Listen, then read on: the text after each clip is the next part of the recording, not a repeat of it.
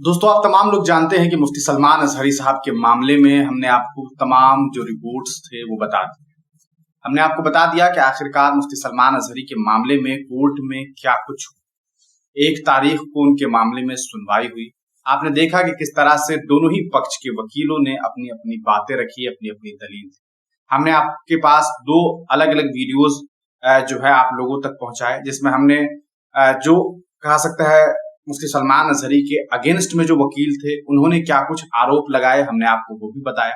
हमने आपको ये भी बताया कि आखिरकार मुफ्ती सलमान अजहरी साहब के जो वकील हैं उन्होंने क्या कुछ पक्ष रखा। दोनों ही पक्षों को अगर आप देखें तो एक तरफ मुफ्ती सलमान अजहरी को एक खूंखार व्यक्ति के तौर पर पेश करने की कोशिश की गई, ये बताने की कोशिश की गई कि मुफ्ती सलमान अजहरी ने पूरी तरीके से सामाजिक सौहार्द को बिगाड़ने की कोशिश की। उनके ऊपर यह आरोप लगाया गया कि मुफ्ती सलमान अजहरी ने सीधे सीधे तौर पर पब्लिक ऑर्डर को खराब करने की, यानी कि जो लोग अपनी जिंदगी गुजारते हैं, जो लोग अमनो अमा के साथ रहते हैं, उनकी शांति को भंग करने की एक तरह से कोशिश की गई। ये तरह तरह के आरोप जो हैं प्रोसिक्यूटर ने मुफ्ती सलमान अजहरी के ऊपर लगाए। उन्होंने ये भी बात कही कि मुफ्ती सलमान अजहरी जो हैं वो कोई कहा सकता है धर्म गुरु नहीं है। उन्हें एक मार्केटर के तौर पर दिखाने की कोशिश की गई, जो पैसे के लिए अलग अलग तरीके के बयानात देते हैं। इस तरह का पर्सपेक्टिव मुफ्ती सलमान अजहरी के खिलाफ में जो है प्रोसिक्यूटर ने दिया। उन्होंने इस तरह से बताने की कोशिश की कि मुफ्ती सलमान अजहरी जो है समाज के लिए सही व्यक्ति नहीं है। उन्होंने जानबूझ करके अलग अलग हिस्सों में जा करके शायरी में तब्दीली लाकर मीनिंग को बदल करके लोगों को टारगेट करने की कोशिश की। यानी कि डॉक्टर राहत इंदौरी का वो शेर का जो मिसरा है, जिसे मुफ्ती सलमान अजहरी तब्दील करके पढ़ते हैं कि आज कुत्तों का वक्त है, कल हमारा दौर आएगा। इस शेर के मिसरे को, मुफ्ती सलमान अजहरी के इस मिसरे पर काफी बवाल कोर्ट में देखने को मिला। आपको बता दें कि मुफ्ती सलमान अजहरी के अगेंस्ट में जो वकील हैं उन्होंने बड़े बड़े आरोप लगाए। वहीं मुफ्ती सलमान अजहरी साहब के जो वकील हैं जिन्होंने अपना पक्ष रखा, उन्होंने ये बात बताई कि साहब आप ये बताइए कि जिस व्यक्ति के ऊपर सिर्फ 153B लगा हुआ हो, आप सोचिए कि अगर 153B लग रहा है, इसका मतलब यह है कि उन्होंने शांति भंग करने की कोशिश की, ठीक है, लेकिन क्या ये आरोप उतना बड़ा आरोप था जिसके तहत उनके ऊपर पासा इंपोज कर दिया जाए? ये एक बड़ी बात उनके वकील ने कोर्ट में रखी।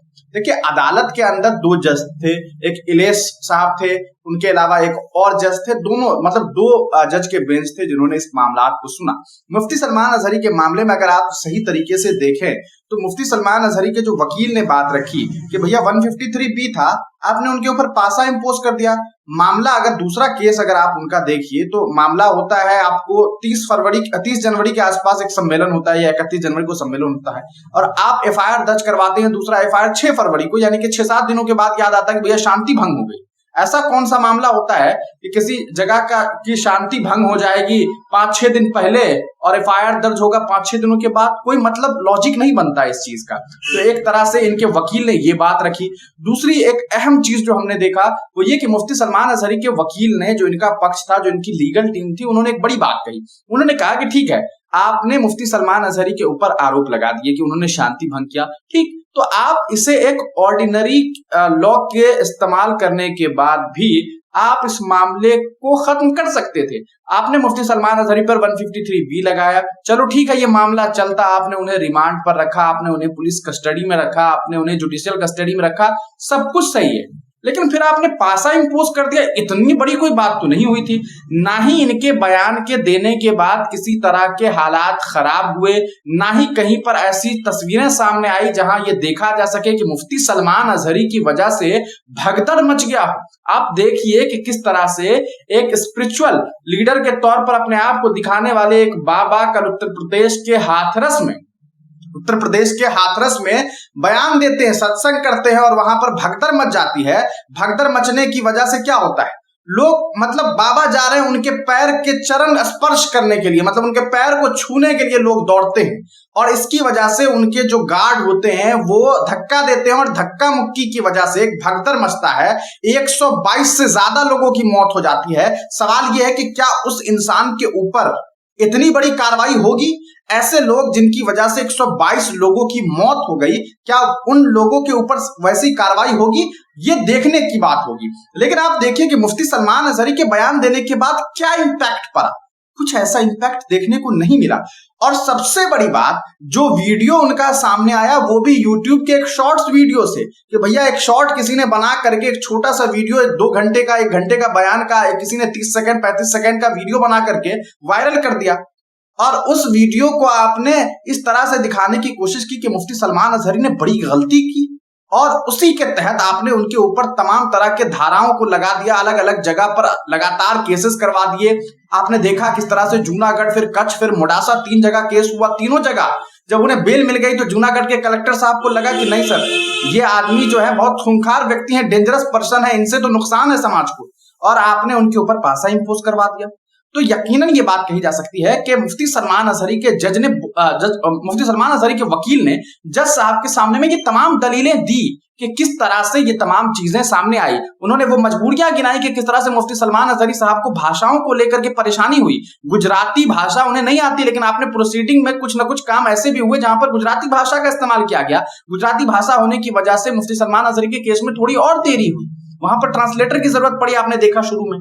तो ये तमाम चीजें जो है वो हमने आपको पहले भी बताई थी कि ये पूरा का पूरा मामला हुआ। एक तरफ उनके ऊपर तरह तरह के बहुत सारे बड़े बड़े आरोप, वहीं दूसरी तरफ ये बताने की कोशिश कि भैया क्या हुआ। आखिरकार मुफ्ती सलमान अजहरी के ऊपर जो इतने बड़े बड़े आरोप लगा रहे हैं, उनके बयान के बाद मामलात हुए क्या थे? सिवाय सोशल मीडिया प्लेटफॉर्म के भारतीय जनता पार्टी के कुछ नेताओं के अलावा बताइए कि किसी आम इंसान ने मुफ्ती सलमान अजहरी के खिलाफ कोई बात कही हो? ऐसा नहीं हुआ था। लेकिन इसके बावजूद उनके ऊपर बड़े बड़े आरोप तय करवा दिए गए, और इतना उनके ऊपर इतनी कहा सकता है कि इस तरह से उन्हें दिखाने की कोशिश की गई कि विद इन 1 मंथ, मतलब आप सोचिए कि 1 मंथ भी नहीं, आप समझिए कि विद इन 2 वीक उनके ऊपर लगातार आरोप पर आरोप लगने शुरू हो गए, आतंकवादी गतिविधि और पता नहीं क्या क्या आरोप लगा दिए गए।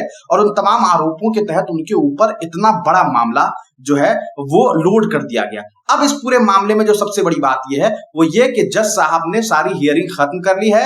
अब इस पर फैसला 8 तारीख को आना है। देखिए, जहां तक मैं समझ रहा हूं, जज साहब के सामने में जो बातें रखी गई हैं, जो दलीलें दी गई हैं इनके वकील के द्वारा, वो बेहतरीन दलील है। अगर सामने वाले जज साहब, चूंकि वो संवैधानिक पद पर हैं, वो बेहतरीन समझते हैं, लॉ को उन्होंने पढ़ा है, वो इतने बड़े पद पर है, तो मुझे जहां तक लगता है, मैं जहां तक अपने पॉइंट ऑफ व्यू से देख रहा हूं कि जज साहब वकील साहब की बातों से जरूर इत्तेफाक रखेंगे, और यकीनन उन्हें जो है मुफ्ती सलमान अजहरी को राहत देनी चाहिए। तो अब देखना यह है कि 8 तारीख को फैसला क्या आता है। बाकी हमने आपको ओवरऑल तमाम बातें बता दी है कि क्या क्या बातें हुई है। देखिए, 2.5 घंटे तक लगभग प्रोसीडिंग चली थी, है ना, इस पूरे मामले में 2 घंटे तो लगभग आसपास चले हैं इस पूरे मामले में कि क्या क्या बातें हुई, दोनों तरफ से दलीलें रखी गई, लेकिन मैंने शॉर्ट तरीके से आपको तमाम बातें बताई।